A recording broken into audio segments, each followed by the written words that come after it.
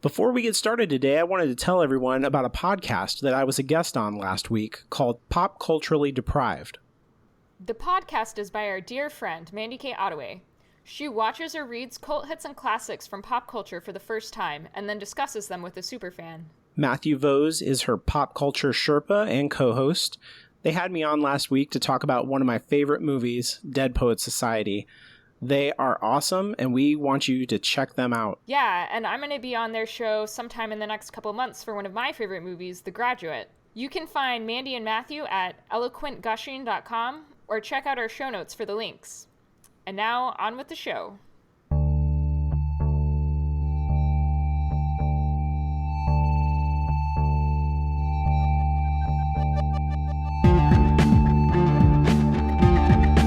I'm Anya, aka Strangely Literal.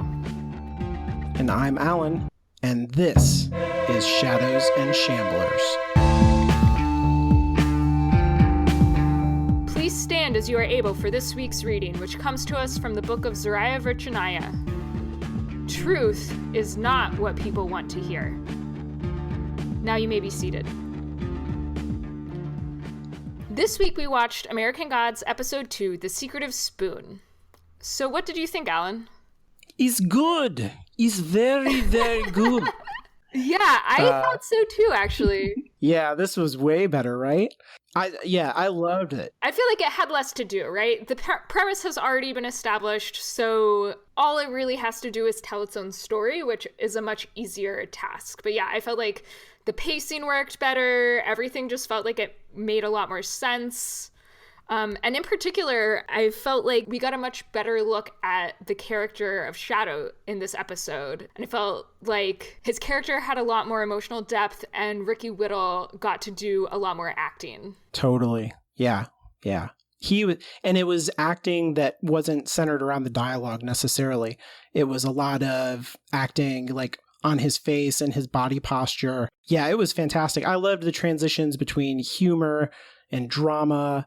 There was a lot of funny stuff. There was a lot of really big stuff still that we got in the premiere. But it felt, I don't know, the transitions just felt more natural. It was, the ups and downs felt better paced. And I was much more comfortable the whole time. Yeah, I totally agree. So before we get started, let's talk about this week's creators. So last week we did compliment the music, but we forgot to mention the composer. So that is Brian Reitzel, and he is the composer and did all of the original music for the show. And again, this week I thought it was great. And actually, the music had a little bit different character this week. It sounded like less dissonant and modern, but was still really effective and beautiful, and especially there was a ton of great cello music this week going on in the background. Brian was also the music supervisor for Hannibal, which is the show that Brian Fuller created and ran. This episode was directed by David Slade again, who directed the pilot, and was also co-written by the showrunners Brian Fuller and Michael Green. We talked a little bit about Michael Green's screenwriting credits last episode, but this week we also wanted to point out that he created a show called Kings that also starred Ian McShane, the actor who plays Wednesday. So let's go ahead and remember what happened this week in the show. In 1697, a slave summons Mr. Nancy to help him escape. Instead, the god convinces the slaves to kill their captors and themselves, leaving him as the only survivor to wash onto the American shore. In the present, Shadow tells Wednesday about the technical boy and dreams of his dead wife. In the morning, Shadow cleans out his old house and finds proof of Laura's affair. Mr. Wednesday picks him up when he is done, and the two head toward Chicago. When they stop for supplies, the televisions start talking to Shadow. The goddess Media offers Shadow a chance to follow her, and warns that if he isn't careful, he will end up as a sacrifice. Meanwhile, Bilquis continues to gather victims and power as she contemplates all she has lost and might yet regain. Later, Shadow and Wednesday come to the home of the Zariah sisters, who agree to host them for dinner. When their brother, Chernabog, comes home, he demands that Wednesday leave. He challenges Shadow to a game of checkers. Shadow proposes a bet. If he wins, Chernobog must join them. But when he loses, Chernobog prepares to claim his prize, Shadow's life.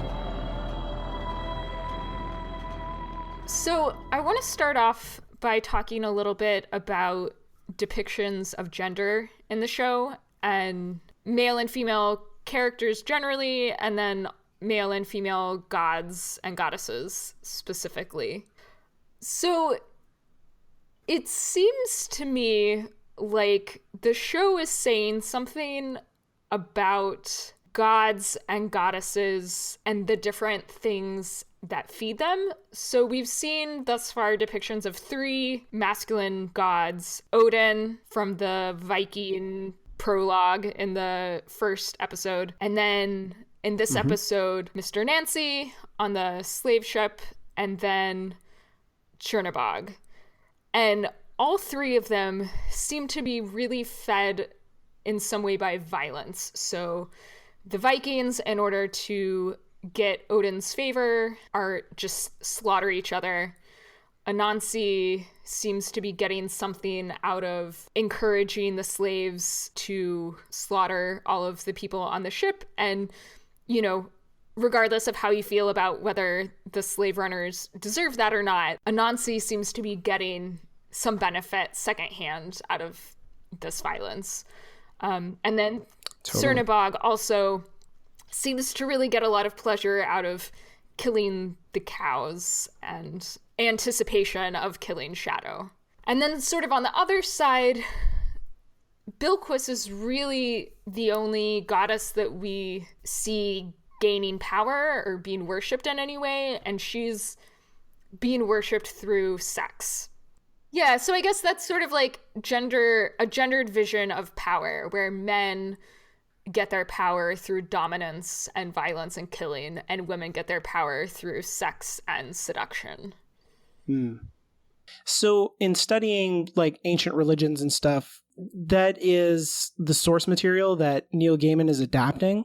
I think he's a little bit limited by what's there. It's not exactly an excuse.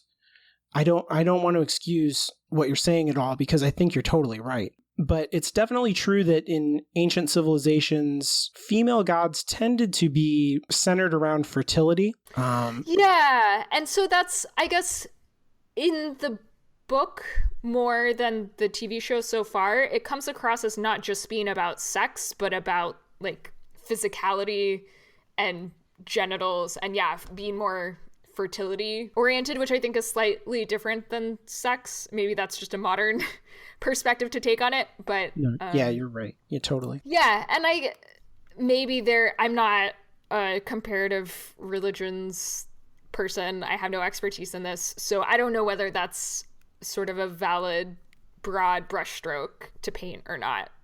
You know, it's like people have criticisms of, like, say, Game of Thrones, right?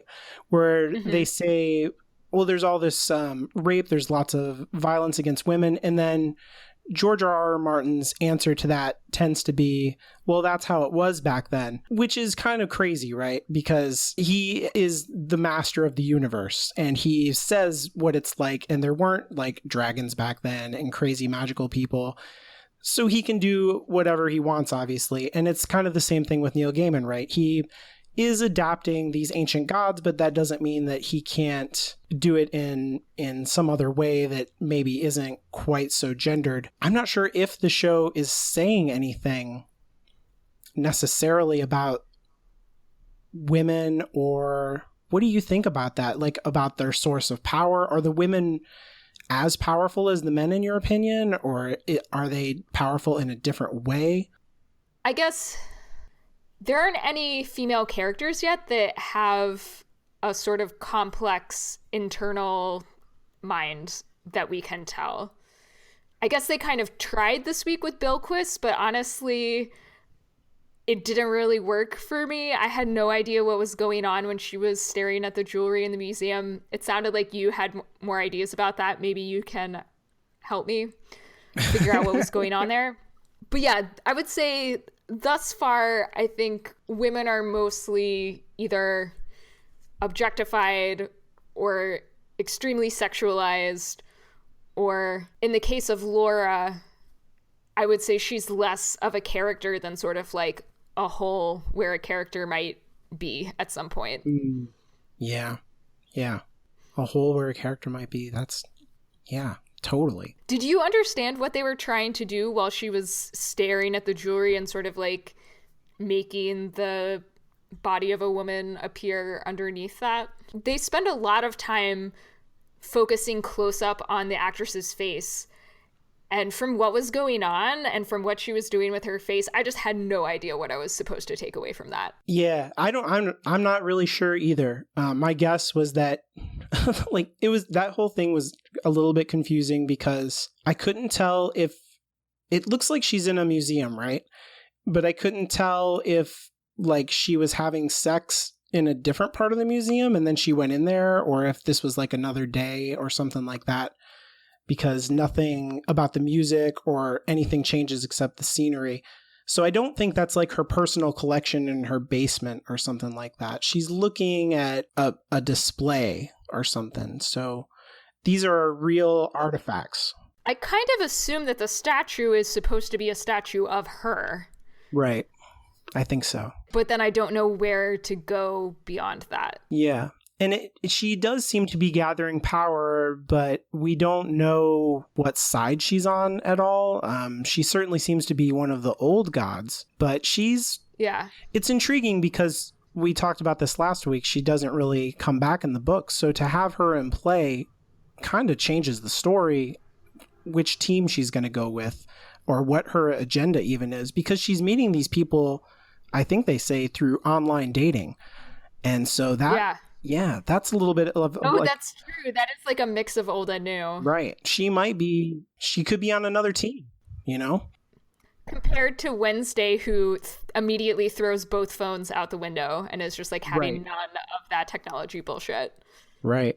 Yeah, and he calls the technical boy a little asshole, and he knows all about... So he's totally picked his side. He's not with the new gods at all. But Bilquis is up for grabs, and we don't know what's going on with her. It was interesting that she seems to be pansexual. Yeah, I did like that they had her swallowing up men and women. Yeah. It was weird to have the boner guy in the sky. I wasn't sure if the sky stuff was the inside of Bilquis. Like, you mean the Vagina Nebula? Yeah, I guess. Is that what it is? Because don't we kind of transfer... It's not like we zoom inside of Bilquis and then we see this. We kind of see it and then we see Bilquis. That's the transition. But there's definitely like a vulva made out of stardust. Or like gas between the stars at one point. I could see that. I remember that. Okay. Yeah, I thought it was what those people were experiencing, so... I guess that's like where you end up if you go to bed with Bilquis, is like you're in the stars or something. It seems like not a bad afterlife, as you know, all things considered. Yeah, like it seemed okay. But I don't know what she's doing, and I don't know what that jewelry was about. Like I don't recognize that stuff. I'm not really, and I don't want to misrepresent my knowledge. I'm an enthusiastic reader of ancient religions. I'm not like an expert on antiquities and stuff. When I saw that statue, the idol, I feel like that is not a real thing based on anything. Usually ancient idols of female gods and women do not typically like cup their breasts and stuff. That's not a thing. And there's not really a whole lot of ancient sex gods in general. They're mostly, like I said before, they're mostly fertility gods. And the Queen of Sheba was not, I mean, she was worshipped and venerated, but not like they're showing it in the show, which is fine because the show is the show. So I have a question. How did you feel about the candle metaphor? Did you like it, or did you think it was too heavy-handed? I like the music and the creepiness of everything that's going on, the slow motion movement of the flame. We get a lot of close-ups like this in this episode where there's like close-ups of liquids with bubbles in them, the coffee, the blood, the wax kind of like swirling and bubbling as the flame goes out. I think it looks amazing. Yeah, I will say I kind of complained about the rain CGI at the end of episode 1. Yeah. But starting fresh at the beginning of episode 2 with the like blood splattering and the rain coming down, I actually really liked it. I'm revising my opinion maybe. I think this episode has made us happier in general. We have more goodwill for the show. I guess initially I wasn't super into the candle metaphor. It seemed a little trite somehow. You know, their lives being snuffed out like a flame. But when you add in the fact that they were the ones that lit the candle, and candles as a method of worship across lots of religions, I feel like sort of the mixing of the metaphor with the literalness of the candle kind of makes it okay and redeems it in some way. What do you think right after the candle, that, by the way, I love that. That's awesome. What do you think, like, right after the candle goes out, we get this, there's like a high shot of her entire body. She's just laying there, and we get closer and closer to her face. And she looked like really sad to me. It seemed like a moment of vulnerability to me, like after she was so powerful. I wasn't sure if she's like missing the thrill of worship, or if she's tuckered out, or if she's like unhappy with herself in some way, or like, I only got one when I used to get 30 or something. Like, what do you think is going on there when we get a close-up of her face? You know, I didn't really think that much about it. I think I just sort of assumed it was a God-sized version of Afterglow. Okay. Did she look happy to you? She doesn't look happy, but she kind of looks peaceful. Okay. I don't know. I'll have to go back and watch a second time or a third time. I was just trying to interpret it. We get no dialogue, you know, in the whole thing. And there's no, it's real mysterious what's going on with Bilquis. They're not tipping their hand very much. Yeah. But I know, to me, she looked sad, and it made me think of Shadow in his bed earlier. What did you think about Shadow crying? I actually really liked the depiction of Shadow crying, and that he's clearly this very strong masculine character, but he's not afraid in the show, isn't afraid to show him crying. I mean, he's going through some heavy shit. And I also really like the way both the book and the show particularly handle Shadow reacting to the fact that his wife cheated on him. I think a way that this narrative goes in a lot of stories is that you find out that your wife is cheating on you, and it's a crazy betrayal that basically wipes everything else off the board, and the response to that is, you know, violence and absolute anger. And obviously Shadow's really upset about it. We see that his reaction to finding the picture of Robbie's cock, but he's not letting it define his whole relationship with Laura. And I feel like the fact that Laura cheated on him, like, yes, it's a personal betrayal, but it's not a threat to his masculinity. He's not responding to it in a hyper masculine way. He's responding to it in just a very genuine emotional way. Right. It's not like, you took my stuff. And which, you're right, I think that's the typical response. Like, it's not about the person of the wife. It's like, you took my thing, and now I'm going to hurt you because of it.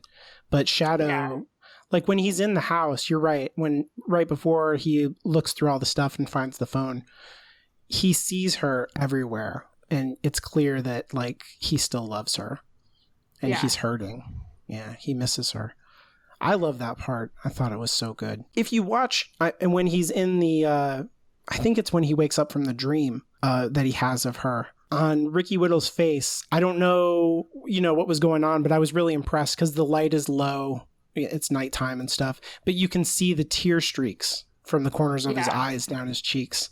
And I was like, oh, that's so good. He was crying in his sleep while he's having this dream. I love it. That was great. So now that we've talked a little bit about men and women and how they're portrayed, I'm curious what you think about the way the show represents sort of the male gaze and the female gaze from the viewer's perspective, because obviously Bilquis is a beautiful woman and we get to see a lot of her body in the show. Mm-hmm. And that's something that's really highlighted. And then I guess the counterpoint to that maybe is this kind of gross picture of like just a disembodied dick, which I think the general consensus is that like even people who are really into dick in other situations, like just the dick pic doesn't really do it for most people. Right. Or particularly most women. And I guess we do get a little bit of a female gaze on Shadow. Like, he also is a very beautiful man, and the show doesn't shy away from showing his physicality. Yeah, he takes a bath naked. Yeah. I don't think we get to see everything, but we see most of them. I mean, I think in general, women are being objectified a little bit more than men, but this feels so standard to me in the culture that like this show is par for the course, I would say. We do get a little bit more with Shadow, but I don't think any other male characters, we're not really sexualizing them to the degree that like we see when we see Laura through Shadow's eyes. She's kind of, it's not hypersexual, but she's splayed out on the bed and she's looking at him longingly. And she's a little bit sexualized as well, I think. What do you think about that? Do you think it's more? Or do you think it's the same? No, I mean, I kind of agree with your take that it's not super progressive, but not super regressive either. I guess we'll kind of have to see going forward. I'm going to be disappointed if by the end of the show there's not some glistening god with a six-pack that gets objectified at least half as much as Bilquis. Right. But I'm going to give them some time to throw that in. Maybe the technical god is going to rip his shirt off. He's not going to be as skinny as he looks. He's going to look amazing. Is that progressive? Do you think necessarily if we get like an equally sexualized gaze on men as we do on women, or would it be more progressive to focus on character over body and image? I mean, I think you want to do both.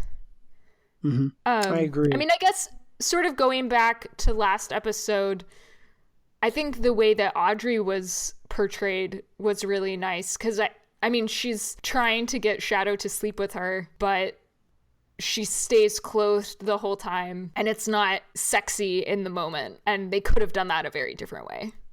And it's all about her pain, right? It's all about what's going on inside of her. That's a really good example. Yeah, that's what I want. I don't mind there being sex and naked people. It can't be the focus. You know, naked bodies can't get you through. They kind of do this on Game of Thrones. We keep bringing up Game of Thrones. I don't know why we're throwing Game of Thrones under the bus. It's a fine show, but I mean, they do this on Game of Thrones, though, right? It makes sense to use Game of Thrones as a point of comparison because it's a prestige show on a cable network. Yeah. And it's fantasy. It's like the most well-known fantasy show at this point. If Game of Thrones didn't exist, I do not think American Gods would exist. Totally. Yeah. Yeah, you're right. And they do that on that show, right? Where there's just naked people for the sake of naked people. And it's like, they're just off in the background. They're just doing it. And it's like, yeah, HBO, man, adult show. This is for grown-ups, right? And it's like, yeah, but I really want to know, like, about people's pain and joy. They can have sex, too. That's fine. But it's a little bit boring. Yeah, at least with Bilquis, I mean, that is the point to some extent. Like, it's sort of, for her, sex isn't in the background. It is the foreground. And so that kind of redeems it as long as they end up doing something with it in the long run. Right. Yeah, it's about power for her. Yeah. So I wanted to talk about one of the other big themes that we approach in this episode. There is a lot of talk in this episode about lies and lying versus the truth and versus like objective reality. Shadow has like an entire freak out when he goes to Walmart, right? Where media talks to him and he's like, what is going on? And he comes back to Wednesday in the diner and he's like, what is happening? Like, Lucy, talk to me. This is not okay. And Wednesday tells him either you're crazy or the world's crazy. Pick one. Figure it out, man. Mm-hmm. And also before he goes, right, Wednesday tells him, like, here's $1,000. Either bring me receipts or don't steal from me too much. And he's like, I'm not going to steal from you. And he says, if you can't take care of yourself, how are you going to take care of me? Wednesday wants to be lied to. It's surprising and bizarre, and I love it. Well, but he wants to be lied to in a very predictable way, a lie that is easily seen through and anticipated. And it made me think of what you talked about last episode about a con man and knowing that you're being conned and kind of like going along with it. Like Wednesday expects him to con him, right? Yeah. It's a thread that moved all the way through this episode. I think it's really the only thing that ties the episode together as a whole, because it goes through all the way to the checkers, where Chernabog is way more straightforward. Like if you compare Wednesday and Chernabog, Wednesday comes with gifts. He's charming everyone. He's, oh, you're a beautiful woman. And Zoria Vechinaya gives him this look like, please, man, come on. I know what you're doing. And Chernabog's having none of it. He throws the lamp at him when he's like, I got you cigarettes and cheese, man, your favorite. He's, get out of my house. I know what you're doing. You're trying to draw me back into it. I don't want it. Chernabog is super upfront, while Wednesday is very much the con man. And he's playing his games. And the checkers, he says, oh, everybody loves chess, but I like checkers. And checkers is a way more straightforward game. It's a way more honest game in a way. You're not really going to be tricky in checkers. Mm-hmm. It's all about the moment. It's just a thread that I picked up all the way through. Did you notice this at all when you were watching the show? Not particularly, but now that you've pointed it out, I definitely agree. And I guess if the last episode was all about fucking up Shadow's life to the point in which he agrees to go with Wednesday, this episode is about having him buy into the con and this view of the world one level deeper, right? Because sort of at the end of last episode, he was like, yeah, I'll be your guy, like, pay me, I'll ride in your car with you. And then at the end of this episode, he's like, yeah, I'll play a game of checkers for my life. Right. It's a buy-in on a different level. And I guess Wednesday even says that at one point when he's talking to one of the sisters. I'm easing him into it when she says, oh, he doesn't understand our world or something like that. Yeah, he's bought the premise. I think that's why I'm more comfortable in this episode too, because he's finally like bought into the show, and now we can do the thing that we're doing and tell this story. So we're not having to climb that cliff wall. We can very nicely escalate the conflicts and introduce new characters. He knows that the world is crazy and he's accepted it. He's choosing the truth in that way, but he's also choosing to go along with Wednesday's con, which is a lie.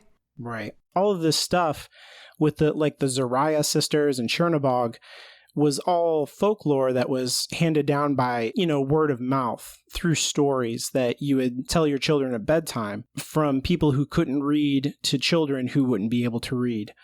And the stories changed so much over time that we don't really have a good record of this stuff. But I think it's interesting to have these folklore gods as immigrants in the story, because if you think about it, like, you're never going to have a king immigrate to America, right? Yeah, you have way more to lose and not as much to gain. Right. But at the same time, it can't be the poorest people, right? Because how would they get here? So you get this weird group of people who want change but are not at the top of the pile. And those people tended to not be involved in the professional priesthood or anything like that. So they were not sophisticated religious people. They would have folklore traditions around things like leprechauns or powerful constellations. I think it's really interesting the way that Neil Gaiman constructed his universe, where the power of the gods comes from the people, just like political power comes from the people in America. The gods that we get are not like any of the really big religious players. We're dealing with either these nebulous concepts like media, technology, or we're dealing with highly specific but narrow and not well known people from stories, if that makes sense. Yeah, no, that totally makes sense. And I hadn't really thought about it that way before. Although the whole idea that the god's power comes from people's belief, I call that the Tinkerbell hypothesis, and that's the foundation for the book. Mm-hmm. You know, if you don't believe in fairies, they'll all die. Right. So that there's some sort of power emanating from belief. But you're right, it is the gods that we see are not like the head honchos of the pantheon. And they're not the people that the aristocrats worship. No well-to-do person in Ireland was worshiping Mad Sweeney, right? It was like... Yeah. It's, nobody worships Chernabog. They tell their children stories about how Chernabog will come and get you if you don't do this and that. His characters are not based in aristocracy. They're not people who were ever on the top of the pile to begin with. Although I will say, yeah, having a monotheistic god running around in this universe kind of ruins the Tinkerbell hypothesis. It makes it problematic. Yeah. Although I think we are going to get a Jesus at some point, but I guess that's probably a whole nother can of worms. Yes. So back in episode 0, we were talking about the Brian Fuller interview where he was talking about portrayals of immigrants in this story versus the immigration situation in America and in some parts of Europe right now. When I've kept that in my mind since we talked about it, watching these first 2 episodes, and I'm not sure that we are getting a compassionate portrayal of immigrants. What do you think about that? It's not necessarily, at this point, a compassionate portrayal of immigrants, but it's certainly a messy one. And it's certainly a view of our nation's history that's centered around most of us as immigrants and having a realistic look at the faults of that history. The whole introduction to this episode is basically a lament about slavery and showing it's a very Black perspective, I guess. I loved the line from Mr. Nancy who said, you don't even know you're Black yet. You just think you're people. Oh, that was so good. So biting. Yeah. That really emphasizing the dehumanizing nature of it, and that Black rage is totally justified, and that slavery was so dehumanizing and such a horrible thing that lasted for so long that it's better to light your boat on fire and drown in the ocean than walk into that situation knowingly. So that kind of parallels the construction of the previous episode where we also had a prologue of people coming over in a boat, and a lot of them died in the first one. All of them died in the second one. It's kind of what made me think of this question because these are immigrants, kind of. Well, yeah, I feel like we should make note that in the discourse about immigration recently, there's been a lot of pushback against the we're all immigrants message, because calling the descendants of slaves immigrants is kind of a different kind of insult on its own. And then, of course, the Native Americans as well. Sure. Yeah, that's a good point. I don't know if maybe we're 2 episodes in. I don't know if this is Brian Fuller, saying something snappy to the media that puts a light on his show, or if this is a theme that will manifest itself more over time. We should talk about Mr. Nancy because we already brought him up, and I want to talk about the prologue. So, okay, first of all, I want to just say that you talked about in the last episode hating prologues, and I'm going to go on record as being someone who really doesn't mind prologues that much. I know that's kind of blasphemy in the circle that we run in, but I don't mind a prologue. I kind of, going back to Game of Thrones, I kind of like George R.R. Martin's thing where every single book starts out with there's one chapter of a person that you don't know and you'll never meet again getting killed, and that's his prologue for every book. And I think when you do it in sort of a repetitive way like that, it becomes more of a framing device and a series of vignettes that kind of says something separate but related and makes you think at the main text a little differently. And so assuming that they keep doing this for every episode, introducing it with a new coming to America story, I kind of like the little mini prologues at the beginning of every episode as a framing device. I was more okay with it this time for the same reason, because I felt like, oh, okay, we're going to do this every time. That's the signal that I got. And so I was like, okay, I guess this is what we'll do. Yeah, I think that Lonnie Diane Rich has converted me to the no prologue policy in general. Mm-hmm. I don't know if you've ever read Patrick Rothfuss's Kingkiller Chronicle. I love the beginning of those books, and it's the same kind of thing as you're saying about Game of Thrones, that he starts the books talking about a silence of 3 parts, and that the deepest silence was his. It feels like an invocation for the story. It feels like a once upon a time. Like, that's not a waste of my time to say once upon a time, to draw me into the story and say a long time ago in a galaxy far, far away. And I think that's what the show is doing. It's like, hey, this is not a normal show where everything is grounded and you're going to, like, please remember, Mr. Nancy is here. He's walking around to jazz. He's wearing a suit. We are breaking walls. This is like bold choices are being made right up front. And it's giving you a signal. It's a heads up that you're in a crazy story. Yeah, I wasn't sure how I felt about the future telling in this scene. I really loved it in the moment. I thought it made great poetry and like worked as a unit itself, but none of the other gods that we've seen so far have this future knowledge. Right. Or that kind of anachronism. Like Odin in the prologue from the first episode, we don't even see him physically as a god. We just know that he's there. And yeah, he has no sort of insight into the future of Scandinavians in North America. Right. And yeah, and even the Zoraya sisters who are reading coffee grounds and stuff don't seem to know exactly what's going to happen in the future, the way that he is forecasting 200, 300 years ahead. And again, it makes me question if this is part of, because we see that academic that we mentioned in the first episode. Yeah. We see him writing, and I'm like, so is this his commentary in Mr. Nancy's mouth? Or, I mean, this feels very Mr. Nancy. Oh, yeah. Huh. Well, okay, but isn't Anansi the spider, isn't he a trickster god? That is correct. He is a folklore god from African tribes. The fun stories are all Anansi's stories. He gets to play the tricks on the more powerful creatures, and he gets to come out ahead. So that's totally Mr. Nancy's character. I wasn't seeing the trickster spirit in this. This just seemed like vengeance and rage. I agree. Which is fine, but it's not the same. It felt out of character, and I kind of reserved my judgment because perhaps they are tilting the character in another direction from the book. Maybe. I do want an accounting, though, the next time that we meet Mr. Nancy, and certainly we will. I don't think that's a spoiler to say. You don't hire Orlando Jones for a cameo in a prologue.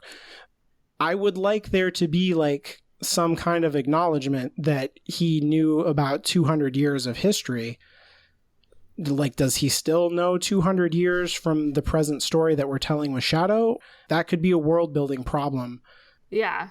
But I think it's something worth keeping an eye on.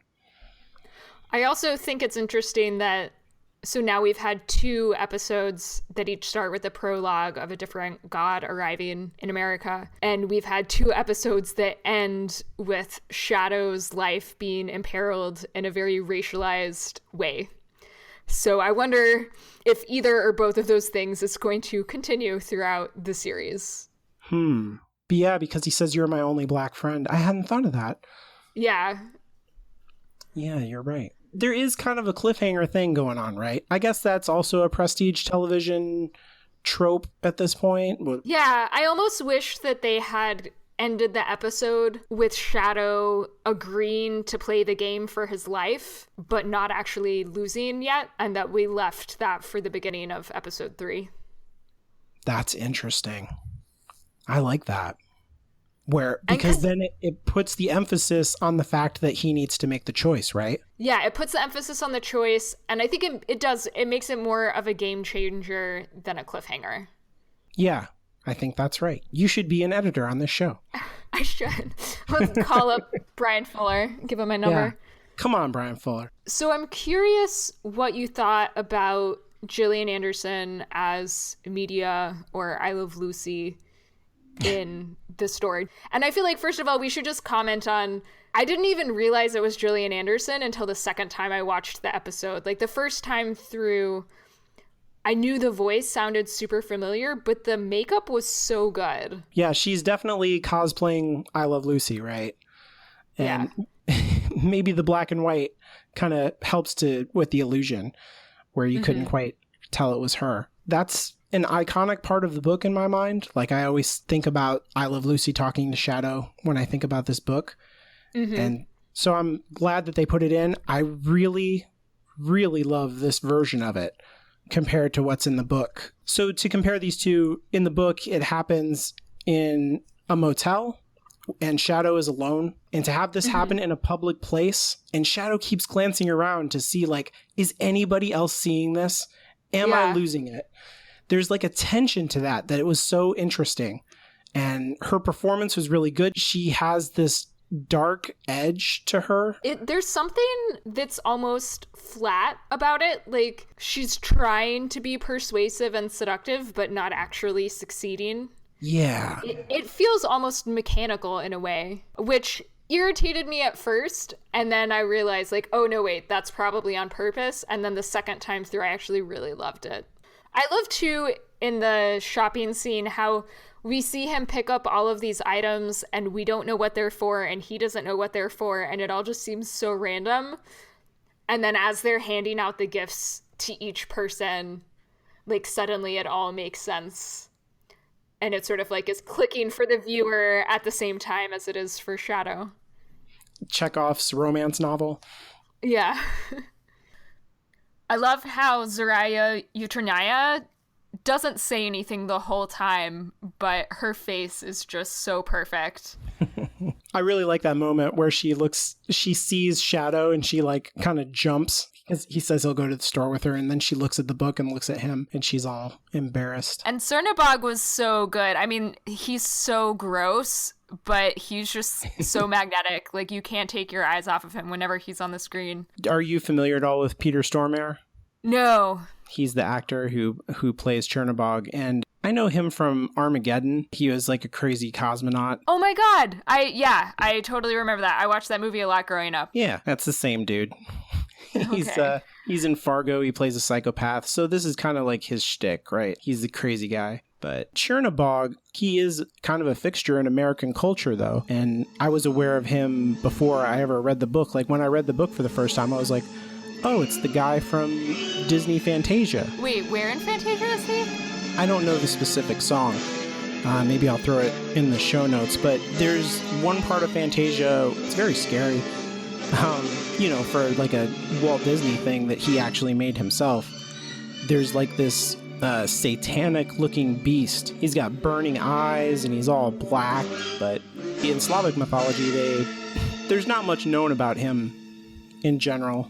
Chernabog is not like, it's more of a name and there's not like good lore. Oh, I was just gonna say, he goes on and on and on, and I kept on expecting to get tired of him, but his performance is so arresting that you just don't. Oh, he's fantastic, yeah. And I love all the little reactions that you get from everybody around the table during that whole monologue. I think that's part of what makes it work. Like Wednesday kind of does a double take as he's about to do a shot when he mentions checkers, and the look on Shadow's face. Wednesday's face the whole time as Shadow's getting into the game. Like Wednesday knows exactly where this is going, and you see like his face perk up a couple times, and he's trying to give Shadow a way out, but Shadow's not going to take it. Do you think he is? I felt like he's like somehow honoring the rules of the universe or something. He's like, well, it's your choice, your free will. I can't make you do this. If you're going to enter into a covenant with a god, you have to do it yourself. Like, I see. So you think Wednesday wanted him to do it, but he has to enter it into his free will? Yeah, like when he's taken the drinks from Wednesday in the previous episode, I feel like there's some kind of ritual going on there that we don't understand. That's how I read it anyway. I don't know if that's like officially the rules of the universe or something, but it feels like a covenant is formed. And it feels like there's some kind of bigger thing going on when he's playing that checker game, to me. Oh, no, I definitely think there's something bigger going on when he's playing the checker game. But I guess I took Wednesday's apprehension on Shadow's behalf as genuine. I thought that Wednesday didn't want Shadow to enter into the contract because he knew he would lose the game. I don't know. It could go either way. They are kind of friends, and he needs Shadow, right? Yeah. So, yeah, he probably doesn't want him to get killed. And he tells him, like, there'll be no half measures. Like, don't do it unless you're that good. Yeah. But he does it anyway. He doesn't listen. He says he's coming with gifts. I feel like that's some kind of traditional, like, Slavic thing. I don't know if that's true, but that's what I felt like it was doing. But do you think maybe he's like offering them, like, are these offerings to gods, or is it like a little both? That was how I interpreted it, more as a religious offering than as a cultural tradition. But I don't know that much about Slavic culture, so yeah, me neither. And also Cloris Leachman, guzzling vodka is fantastic. Yeah, I would watch that all day. Oh my god, that was so good. So, something we haven't talked about yet, and maybe we should pull the curtain back a little bit for the people listening, is we are recording these before the episodes have officially dropped, because Stars has provided us with screeners. Thank you, Stars. Yeah, thank you. Our screeners do not have the main titles, the opening sequence. So we had to go outside of the regular episode to watch the main titles, but I did want to talk about them. I'll let you go ahead and say what you think first. What do you think about the main titles? I like them. I don't love them yet, but maybe that's just because I haven't watched them enough. I feel like titles are something that sort of, a lot of times they grow on you over time as you watch them and get used to them and associate them with the feeling of watching the show. I was somewhat pleased that the music they chose is similar to the style of the music in our podcast intro, because we chose that before the titles were released. So just sort of like guessing what it might be like. So that was nice. I think the titles do a good job blending different kinds of symbols, the old and the new, and setting up the surreal feeling of a lot of the show. I think that, the vagina nebula that we were talking about earlier might be more surprising if you hadn't seen the titles than if you had. Definitely. I wonder if that affected our interpretation of the first episode at all, because we just kind of went into it. I mean, we both watched the main titles when they first came out, so we had seen them. But I guess it would kind of get you in the mood, though, right? It is, I think, different, watching the main titles on YouTube and then watching the episode a week and a half later, right, versus having it precede the show by, seconds. Right. I think for me, like, there's a trend in television these days to have very, very short opening sequence, like kind of like Lost is probably the most super minimalist, where it just has the letters. So I think part of that is that, back before the internet, the main titles were how you knew what the actors were. And that was how they got their name out. Whereas now with IMDb, the main titles aren't important. You don't need to see pictures by names, because if you want to figure out who plays Shadow or who Ricky Whittle is, you can just look it up. Right. In general, I am not a fan of that minimalist opener. I don't like that. Because I like things that are big and bold. I really like the opening for like the Netflix Marvel shows like Jessica Jones and Luke Cage. Those openers are so fantastic. I love them so much. So Are you saying that this one wasn't big and bold enough for you? No, because, yeah, you're right. You know what I'm going to say. Creepy clown is not bold enough? I don't know. There's like a spaceship and a cowboy. I feel like, I don't know. Like, I'm not saying you have to love them, but I'm saying I feel like they went pretty bold. That is my whole feeling about this. Like, I watch it and I'm like, this is as if I talked to a focus group and said, this is what I want for opening thing. And they made it. And then I'm like, I don't like it. Like, I feel like some kind of shithead when I watch this. I don't understand why I don't love this, but I don't. And I can't figure it out. I don't know if it's because I am touchy about religion in general, because I love reading about it so much, and it's such an important part of who I am. Even though I'm not very religious personally, there are elements of our culture that are on the attack for anything religious as like magical thinking that is worthless. And so I have my guard up for anything that, like, we're going to show a menorah and then we're going to show that it's like USB cables and stuff. And then I'm like, you're disrespecting this and you're disrespecting that, which is part of the point. Like, it's this evolution. Like, I get it. I'm curious. I want to revisit this at the end of episode 10 and see how you feel about them. Because, like, I hated the Game of Thrones title sequence the first time I saw it. I thought it was boring. You have to, like, if you taste a new food that you don't like, if you just eat it 7 times, eventually you'll like it. Sometimes exposure helps. That's true. I'll check back in. We'll see. We'll see Okay. how it goes at the end. Okay, so now that we're wrapping it up, it's time to highlight one way that we think the show failed to live up to the book and one way that we think the show surpassed the book. So, Alan, what was your biggest disappointment? We talked about it a little bit. The whole thing with Mr. Nancy knowing the future makes me very worried about the world building. I want the showrunners to be careful about that. I don't want it to be swept under the rug and ignored when we see Mr. Nancy again. And I feel like there's no other way to deal with it than that. So Yeah, I'm kind of with you on that. I feel like the prologue in some way kind of needs to exist outside the rest of the show, like as an alternate universe imagining of it. Yeah. What about you?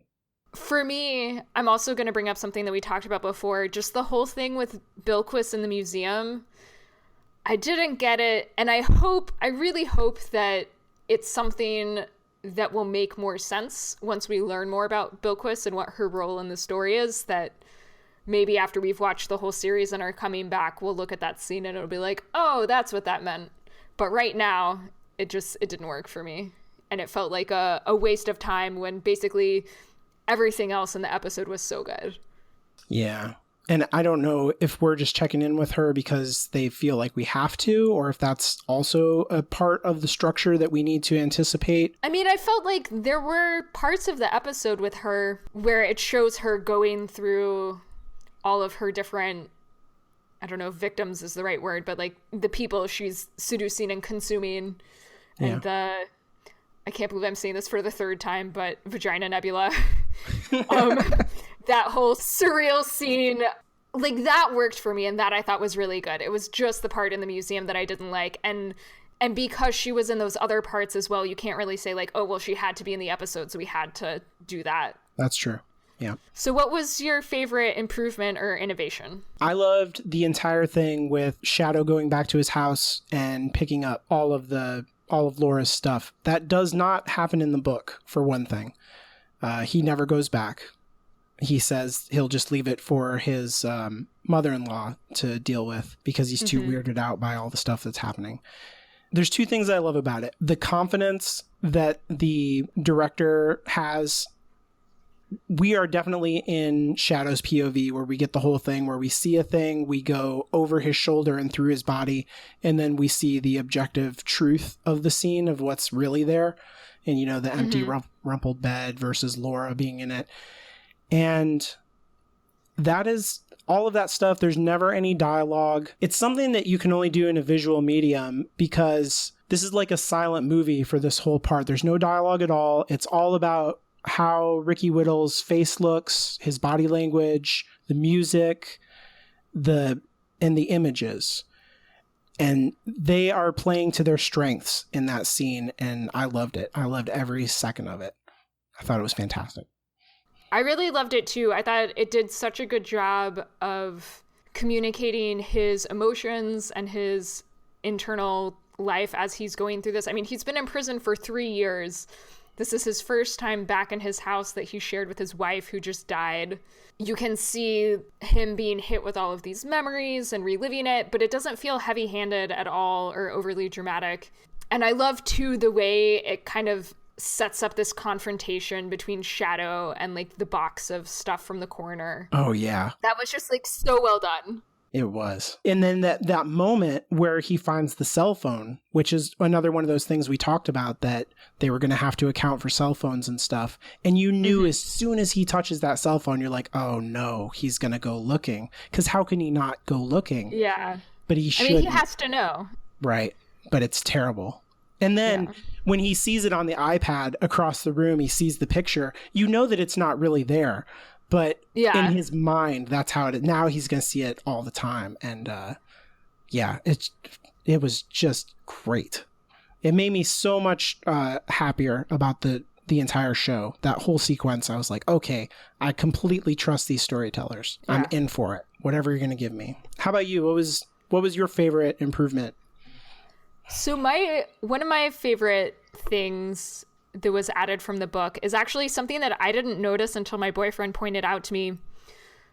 But the whole scene when they're leaving Eagle Point and they turn off to avoid the highway, they have this whole back and forth between Shadow and Wednesday about the speed of the car. And so you know that the car is going about 70 miles per hour.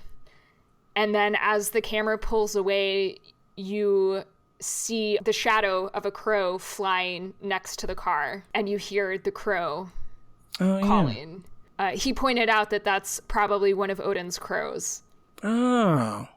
And it totally blew my mind. I was like, oh yeah, they totally stuck that in there. I should know this, the airspeed velocity of a crow, but I don't. Should you? Look that up for next time.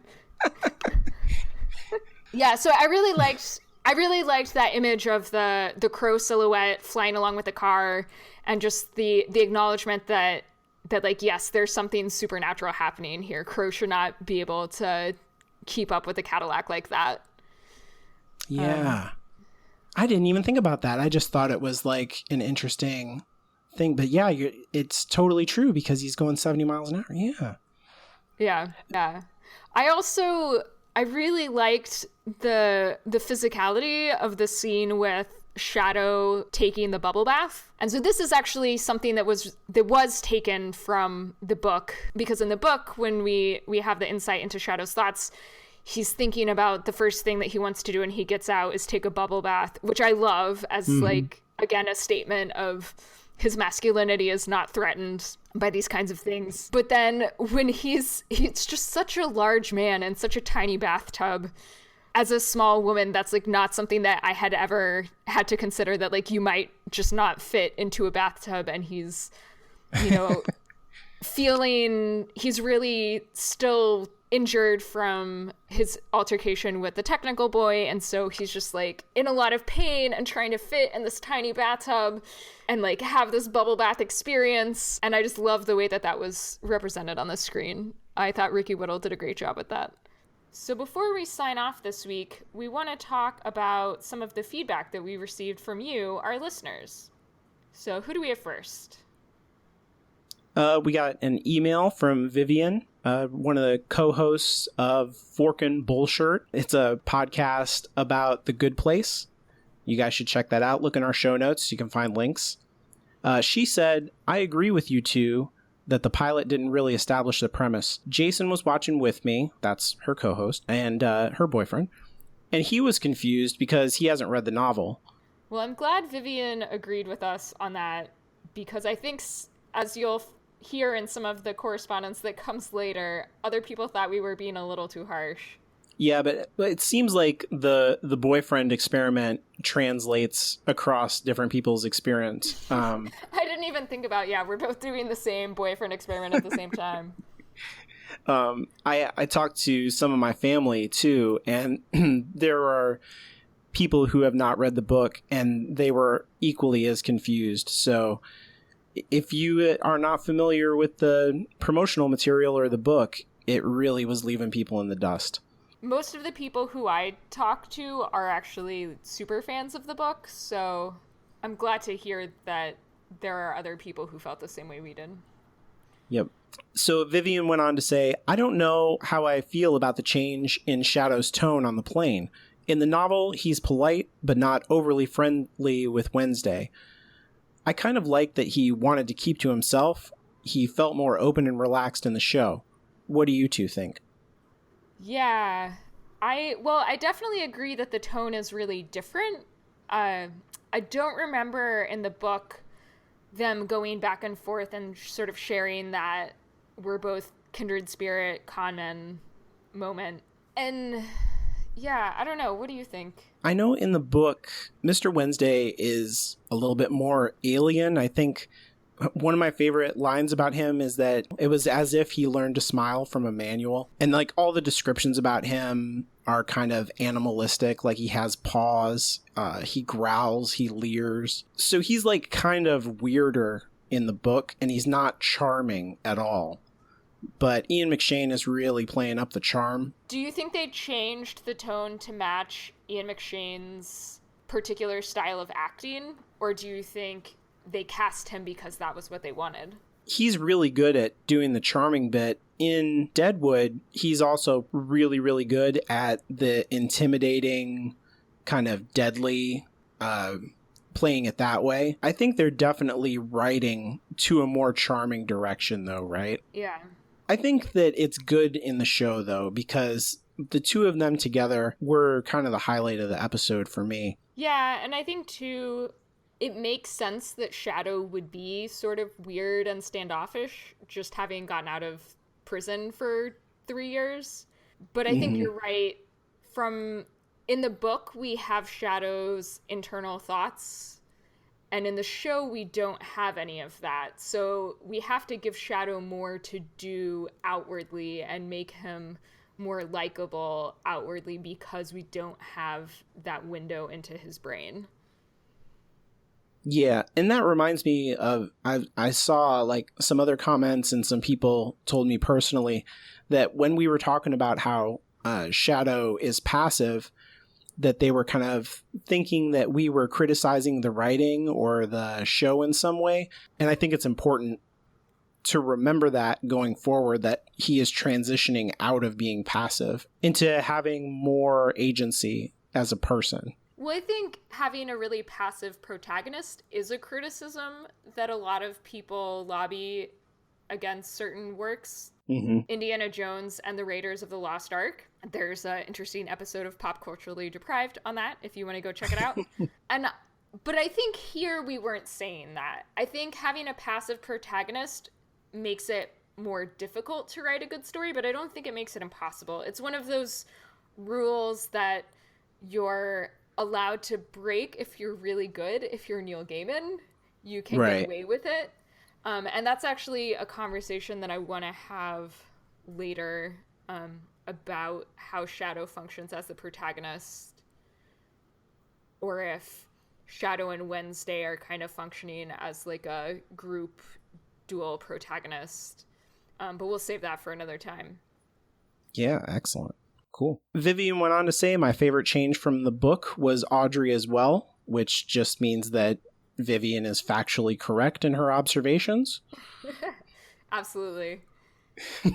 Okay, so next I got a text message from my wonderful friend Christian in LA, who said, I was surprised you didn't talk about the end with the tech helmet. I just used a 3D visor for the first time and was thinking about that. I haven't had a chance to use any virtual reality technology. Yeah, I didn't know what to make of it. I think at that point, I was just super off balance. I was like, what is even happening? But it looks really cool when we tight up on his eyeball and you can see like the triangles and all this stuff. It's really interesting. What did you think of it? It was definitely really surprising, especially coming from the book where there's no helmet. The technical boy actually just pulls up in a real limo. I liked it better this way because I think it makes it more mysterious and more magical. Yeah. But I don't have anything particularly, I think, interesting to say about it other than that. Although I will say I have used VR stuff. I went to a demo at a tech party, and it was really fun. I thought it was going to be kind of lame, but it was really fun. It looks cool. I hope that if I ever do use virtual reality stuff, that it is nothing like that, because it is completely terrifying. So Christian goes on to say, one thing about the final scene with the lynching, I think that was Fuller's way of showing what the strange fruit dream was. Strange fruit being, of course, the song Billie Holiday popularized, in which the strange fruit is lynched black men in the South. Yeah, and we get a reference to that at the top of this episode. But that's correct. That's from chapter 2, and the strange fruit hanging in the bone orchard. It's literally called Strange Fruit, and Neil Gaiman is kind of making reference to that song. Yeah, so I think maybe that's one way that the show is drawing those same connections, but in a different way, because the book references strange fruit in the bone orchard, and then in the show they can't really do that since it's just a visual image. And you can't really make the same reference to a specific phrase, so then they have the lynching instead, and then have Shadow use the language to talk about what happened to himself. And so I just want to mention a little bit more about the song. It was written by Lewis Allen, Maurice Pearl, and Dwayne Wiggins. It was first sang and recorded by Billie Holiday in 1939. And it's a really great, haunting song. So the first verse goes, Southern trees bear strange fruit, blood on the leaves and blood at the root, black bodies swinging in the southern breeze, strange fruit hanging from the poplar trees. And yeah, I think it's a pretty evocative phrase for most Americans who know the song. But then I'm not sure how well known it actually is among people of our generation. I had this weird moment at one point in graduate school. There was a dance troupe from Australia that came to perform, and their name was Strange Fruit. Ooh. Yeah, and so man. I was sitting there and I was just like, so like the dance troupe, what they did was really cool. They sort of were like on these giant poles and swinging around, and like I understand what they were trying to say, because they're wearing colorful costumes and doing these things while swinging around on these poles back and forth. That's kind of like fruit hanging from trees, and it's strange. But yeah, I guess But it was just like I'm watching this beautiful dance performance and just like thinking about lynchings, and I don't think that's what they were going for. oh, that's awful. May have been their first time to the States outside of Australia. They needed a PR person to be like, Yeah, whoa, someone to be you like, no, guys. change your name. Oh, man. We got some more feedback. Becca Eller on Twitter, at @the_Becca Eller. Did the whole cast feel hypersexualized to anybody else? Everyone is beautiful, but I think the show was set on me objectifying them. But they are also really beautiful people. To me, it seems like the show is really set on having a certain sense of physicality, and everything is sort of turned up to 11, and it's not just the sexual part, right? It's like when Shadow is injured, the blood is also really intense, and you really like feel his body hurting the way that he feels it hurting. And when Bilquis is having sex, we feel like super sexual, the same way that she's feeling super sexual. I think it's, it's definitely a sort of over-the-top, enhanced perspective, but I think it's on almost every aspect, not just the sexual aspect. But that does kind of acknowledge that it is also there too. So, like, if you're looking at everybody and getting all your switches flipped, then I think that that's what Brian Fuller wants, you know? Yeah, but I think they also take a lot of opportunities to be unsexy, like, particularly with Audrey when she's, like, super drunk and pissing on her dead husband's grave. I love the scene of her just, like, hopping along while she's pulling her tights back up. It's, like, the unsexiest thing that I've ever seen, and it's so perfect. So Mandy K, at Mandy K on Twitter, said, "I'm so bummed you guys didn't love it." I know that after she said that, we piled on to her a little bit on Twitter, and we were like, "You're wrong," but I don't think we did that. I think I pointed out that we acknowledged we were being negative. Yeah. And I think we came back from that and expressed a lot of love. Yeah, I did enjoy it more. The more that I've watched the pilot, the more I enjoy it. But I do think it's really uneven and has a lot of problems, especially compared to this episode.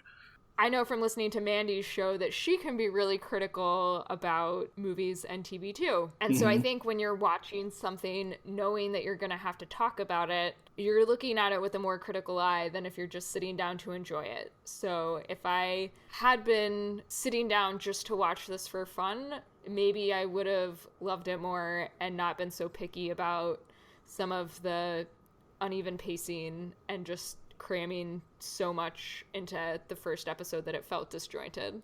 It's also worth noting, too, that you can be critical of something without that meaning that you didn't enjoy the experience of it, right? You kind of pick it apart, but that doesn't mean that you are trying to tear it down. And as our mentor, Lonnie Diane Rich, said earlier this week in a blog post, that it's much easier to criticize than to create. So creators should always get more kudos than the people who are criticizing what they made. Totally. Thank you, Brian Fuller. Yes, thank you very much. It was great. So Mandy also said, "You guys didn't talk about Bilquis very much." And I guess we didn't. There was a ton of talk on Twitter about Bilquis and about Yetide Badaki's performance, and maybe we just didn't say her name because we were afraid of mispronouncing it. And that's just us being cowards. Yes. But yeah, her performance was fantastic. But I will say, the first time I read the book, I did find it very shocking. And actually, I think the person who had me read the book and loaned me their copy of the book when I was in high school did so, I think, specifically because of that scene and because they thought I would like it. So Neil Gaiman at some point says that he included that scene in the book because he wanted to kick people out of the book who he didn't want to be there. So it was like it was like a way to freak people out. Oh my god, so it was basically like early on, like first couple chapters, like if you can't get through this chapter, like you don't need to be reading my book. Yeah, I feel like that might have the opposite function in the TV show, getting people to watch it who might not watch it otherwise. That's true. Also on Twitter, we got Jeannie at Oblindada. She said, "True grief and honest drunk is not easy to perform so convincingly," in response to the Audrey scene when we were doing our live tweet. And she's completely right. Yeah. Oh, I read a thing Brian Fuller or Michael Green put on Twitter that in that scene, when they were filming it, they took Betty Gilpin aside, and before they would start rolling, they would spin her in a circle really fast and then like push her into the scene and say go. So she was literally like dizzy trying to do her lines. Really disoriented. Yeah. That's awesome. Yeah. Also on Twitter, we had the Southern Fried Scholar at Fried Scholar.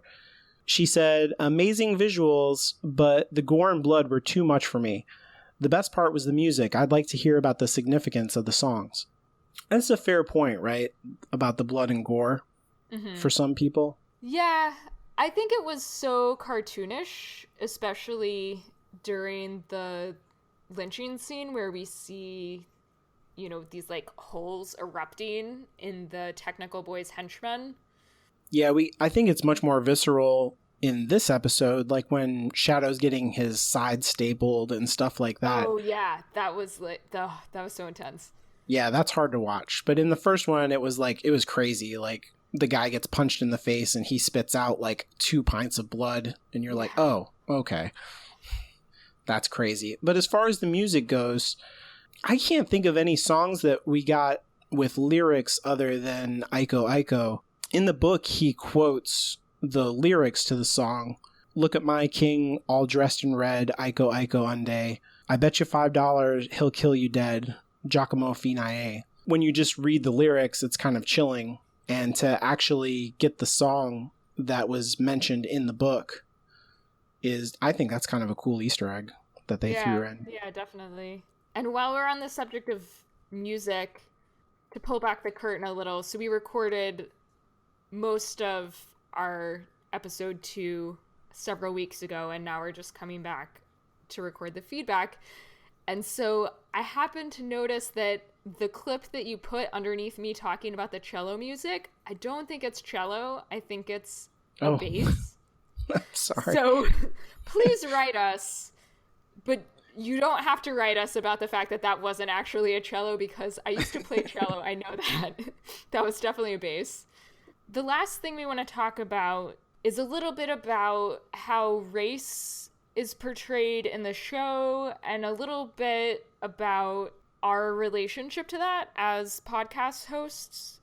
Alan and I were both white, and I think there can be a little bit of danger of us trying to maybe white-splain the views on race that are expressed through the TV show. So I think we've been a little bit careful thus far, not venturing out too far and just talking about the things that are pretty obvious and unambiguous.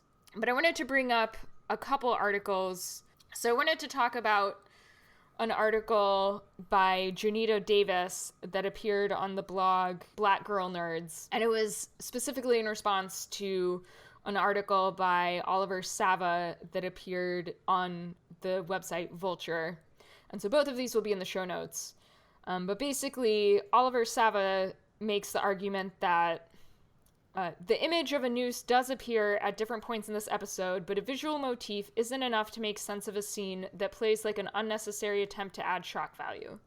If a black character is going to get lynched, American gods better have a good reason for bringing that disturbing act to the screen. And so I think Janita was really reacting to that, and she said, I dare anyone to try and kick over a stone in this country's timeline and not find the violent oppression of a person of color. So why not mention this in a movie about culture, assimilation, and the dangers of forgetting where you came from?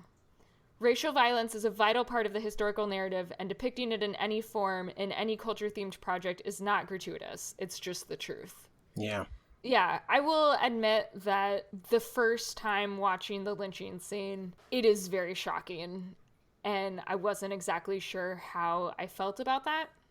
I think I decided that what they were trying to say was something about the character of America, and it wasn't a pleasant depiction.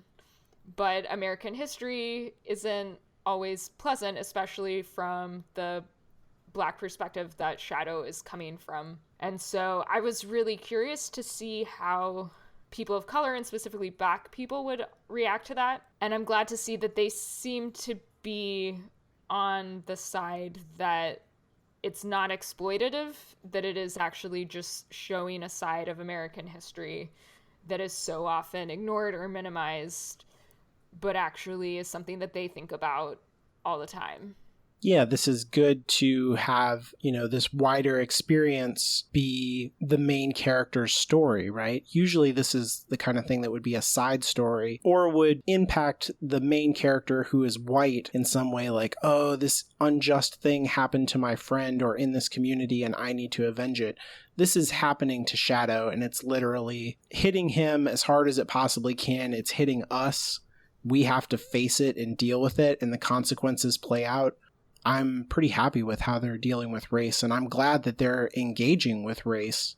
And so one of the things that Oliver Sava brings up in his article, are they trying to make some point about how technology makes it easier for white supremacists to get together and mobilize? And he sort of thinks that they're trying too hard, or that maybe there's a little bit of something there, but it wasn't fully fleshed out.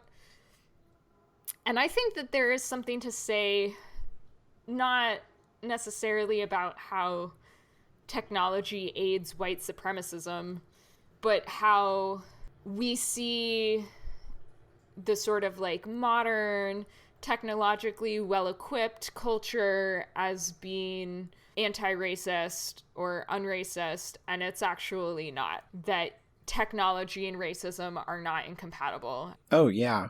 The technical boy is like all the worst things about the internet, right? Like, he literally has faceless thugs. I mean, they're like, trolls on the internet or something.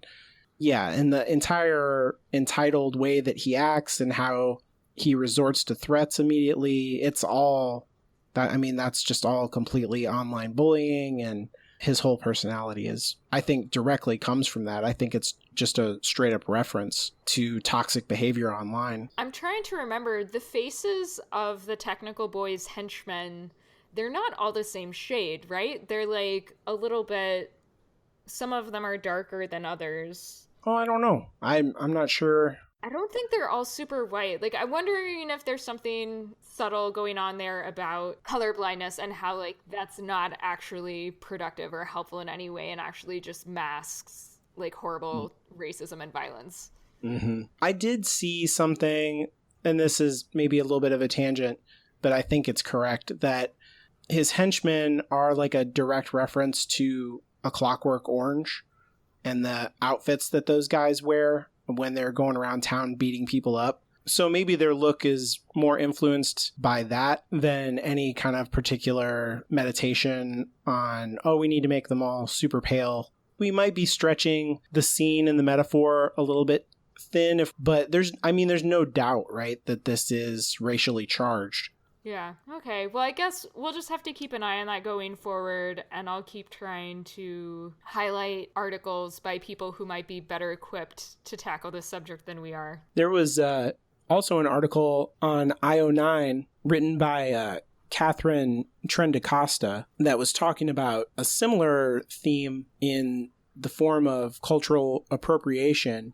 And in the article, she points out that Bilquis is basically an immigrant to America, and that she was more important in her home country than she is in America, and now she's reduced to kind of like begging for worship online and tricking people, whereas she used to be like bedecked in gold and jewels like we see in this episode. And the actress Yetide Badakai said sometimes there are feelings of loss that occur because she herself is an immigrant who's a naturalized American citizen. And she said, that might be surprising to some people, but there are feelings of guilt at times. Sometimes you feel like you've escaped a bad situation from your home country. And I've talked to a lot of people that say, yes, in the old country, I was a brain surgeon or whatever. And now they're doing something very, very different in America. So it's kind of interesting the way that there's like an interplay, right, between how great and venerated these gods were in the old country and how now they're like scrappy, poor, they're, they're way down on their luck and they're barely surviving. And that kind of translates to the immigrant experience to a certain degree. Yeah, I totally see that. And I will have all of those articles in the show notes so that you can click on them and read them yourself, and I highly recommend that you do. They're both excellent articles, and we will try and point you guys towards really thoughtful pieces as we go through episode by episode, because we're reading about this stuff, and we're trying to expand the way that we interpret the text as we go along too. So we want to include you guys in that. Okay, well, I think that wraps us up for this episode. I'm Anya, and you can follow me on Twitter at StrangelyLiteral. That's strangely, and then LITERL. I'm Alan, and you can follow me on Twitter at ChipperAlan. You can follow the show on Twitter at Shadow Shambler, and visit our website at shadowsandshamblers.com for news and episode reviews. If you'd like to leave us feedback, or you want to tell us something about Slavic culture and mythology, you can visit shadowsandshamblers.com/contact, or send an email to contact@hallowedgroundmedia.com. Join us next week for episode 3, Head Full of Snow, and use the hashtag Shamblers to live tweet with us on Sunday night. Don't forget to rate and review the show on iTunes. Because if you don't, you'll have to play us in checkers, and nobody wants that. No, but seriously, we're currently ranked 13 out of the approximately 30 American Gods podcasts on iTunes, and that's all thanks to you guys for rating and subscribing to us so far, but let's see if we can move on up that list. Shadow and Shamblers is a Hallowed Ground Media production and is released under a Creative Commons non-commercial share-alike license.